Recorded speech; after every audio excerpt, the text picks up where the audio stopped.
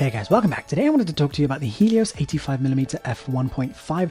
This is a really special lens that was made in Russia ages ago, and now they've actually started remaking them. It's a really special 85mm that can give really lovely, gorgeous, special, unique results, but not really something I would consider the best 85mm, not the cheapest, and really not a general use sort of lens in my opinion.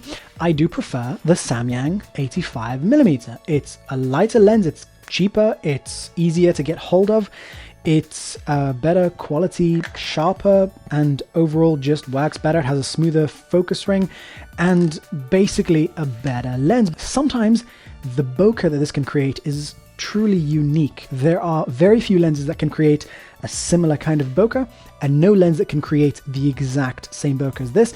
Some similar ones are the Zeiss Biotar 75mm, the Helios 40-2, the Helios 77-4, and they give really weird names to their lenses. I'll put links down below to more information because I'm not going to get into these right now. But basically, Helios have made some similar lenses, and there are some slightly more expensive options like the Zeiss, which look a little similar, but not like this. This is truly unique in what it can provide. Why do I like this? Well, the bokeh sometimes looks kind of like a painting, so it's really special. Some people might not like it, but a lot of people really do. Some of the images that this can create are really special, but it really depends on the background. It really depends on the background, first of all, being quite fairly far away from your subject and having the sort of patterns in the background behind your subject to create that bokeh. It sometimes looks kind of like a painting, meaning it has harsh edges. Even though these sort of things in the background are out of focus,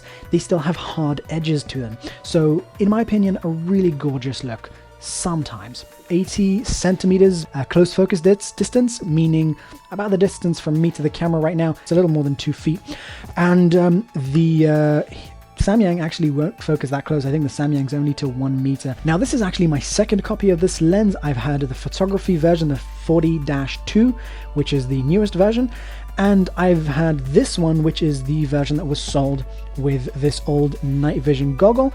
And so this version doesn't have an aperture, so you just always use it at 1.5, but it is a little easier to focus. You have a larger focus ring. It still has a really long focus rotation, so it's almost a full rotation to actually focus from minimum to maximum, which I really don't love, because when I focus, I want to be able to quickly move between close and far away subjects without doing this. So with the 85mm from Samyang, I can go from minimum to maximum in one movement, which I find important. Now, the reason that I got this is that it is lighter weight than the photography version of this. This thing weighs around 680 grams compared to about 920 grams for the photography version. The 680 is after you remove the tripod collar that comes with this lens.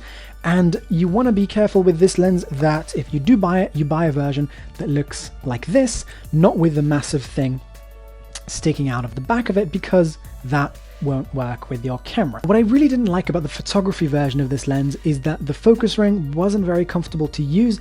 This one is a little bit of an improvement, and I was willing to give up the aperture in order to get a lens that was a little lighter with a focus ring that's a little bit easier to control. It's not really perfect, but it's pretty alright. It's not too bad. What I like to use with most of my lenses are these metal lens hoods, because it protects the front element of my lens, the glass, and it prevents flare, and it doesn't give harsh reflections when you have backlights like most UV filters do. So that's why I use this for protection, meaning, you know, most things won't bump into my glass, rather than putting a UV filter in front of the lens. It's my preference, and really for me, because I often have really strong backlights in my images, having a piece of glass there really does cause an issue. I'll have a link down below to my review of the 77M.